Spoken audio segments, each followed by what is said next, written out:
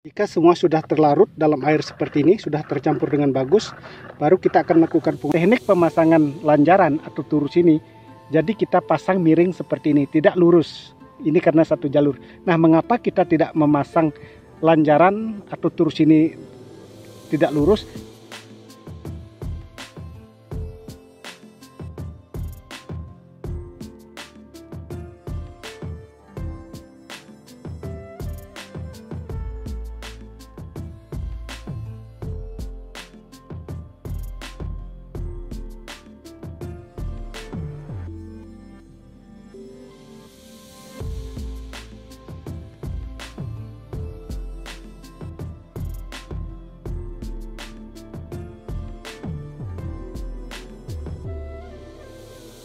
Halo kawan-kawan, kembali lagi dengan saya Ardana PT. Nah, pada hari ini kita kembali berada di kebun tanaman cabai. Khususnya pada hari ini kita akan melakukan pengocoran, di mana pengocoran ini bertujuan agar tanaman cabai yang kita tanam ini, yang masih kecil ini, agar pertumbuhannya lebih cepat, tidak mengalami stres. Dengan demikian maka nanti diharapkan bisa tumbuh subur dan berbuah lebat. Seperti ini kondisi tanaman cabai yang kita tanam kawan-kawan, masih kecil. Dan ini usianya kurang lebih baru 10 hari setelah pindah tanam. Di usia 5 hari kemarin, kita sudah melakukan pengocoran juga dengan menggunakan asam amino perimino dan dicampur dengan ultradap.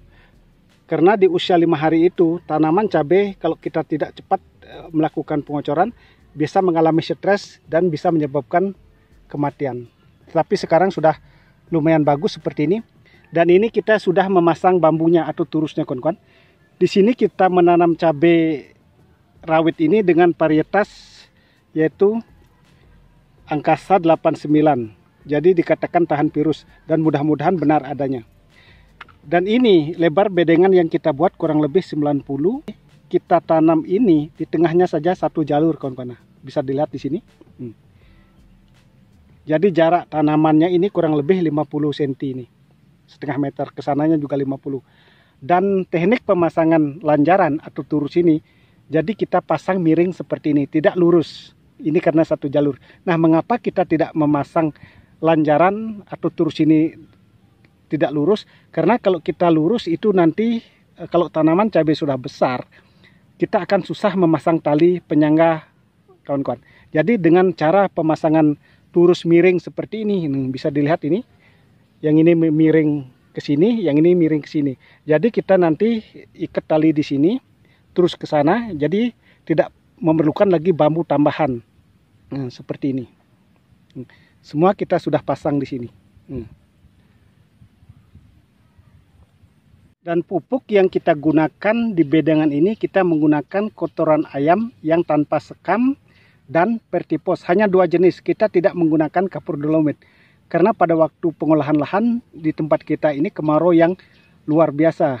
Nah, setelah kita melakukan penebaran pupuk kandang ayam dan pertipos, kita aduk, kita siram dengan E4, baru kita rapikan bedengan, tutup mulsa, dan dibiarkan atau pendiaman cukup lama, kurang lebih 30 hari. Nah, setelah itu baru kita melakukan pelobangan. Dan perlu kawan-kawan ketahui juga, sebenarnya ini sudah pernah kita tanami, yaitu cabai rawit angkasa 89 juga dengan jarak 1 meter. Tetapi kendala waktu itu kita hadapi luar biasa karena panas luar biasa. Dan setelah melakukan pindah tanam, kita tidak sempat melakukan penyiraman kurang lebih 5 hari. Sehingga tanamannya menjadi mati. Nah, itu maklum petani sudah biasa dan sudah sering mengalami hal-hal seperti ini. Tetapi kita sudah buatkan bibit dengan cepat. Akhirnya kita tanam juga jenis varietas yang sama yaitu angkasa 89. Nah, sehingga sekarang sudah ada hujan, pertumbuhannya sudah cukup lumayan bagus. Dan ini usia tanaman cabai sekarang usia 10 HST. Inilah waktu yang tepat untuk melakukan pengocoran sekali lagi di usia 5 HST.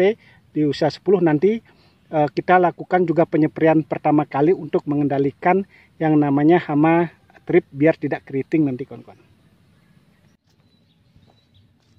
Untuk pengocoran cabai rawit angkasa 89 hari ini kita menggunakan sistem seperti ini, yaitu kita menggunakan air atau tempat ember ini kurang lebih takarannya 10 liter. Nah, kita sudah mempersiapkan bahan-bahannya. Yang pertama kita memakai yaitu ultradap dari Paktani dengan kandungan nitrogen 12%, fosfat atau fosfor 60%.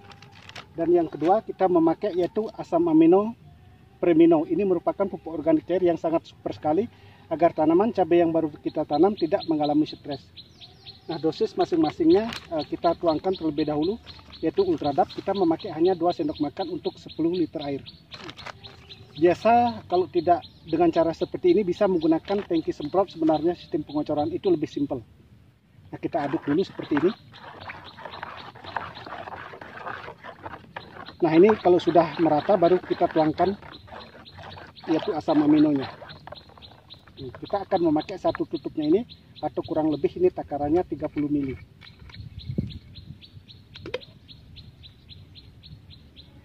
Seperti ini warnanya hitam. Itu sudah cukup untuk 10 liter air. Nah, kita aduk biar merata. Jadi kalau tidak ada ultradap yang mempunyai kandungan fosfat atau fosfornya, bisa memakai Morden Pool, itu bagus kawan-kawan. Nah, alat kocornya sangat simpel seperti ini.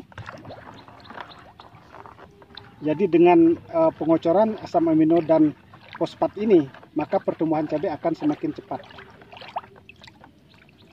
Jika semua sudah terlarut dalam air seperti ini, sudah tercampur dengan bagus, baru kita akan melakukan pengocoran. Nah, ini seperti ini. Ini takarannya kurang lebih 100 ml. Jadi kita kocor hari ini per lubang seperti ini langsung, yaitu 100 ml. Nah, seperti ini. Jadi sangat simpel sekali. Jadi seperti yang sudah saya sampaikan tadi, kalau tidak menggunakan sistem seperti ini, bisa menggunakan alat kocor seperti menggunakan tangki semprot ataupun alat kocor yang lain. Nah, seperti ini, sangat simpel. Nah, ini kita lakukan sebagai contoh aja kawan-kawan cara pengocorannya yang tepat. Kita tidak mengocor atau membuat lubang pupuk susulan karena tanaman masih kecil. Jadi aman walaupun seperti ini.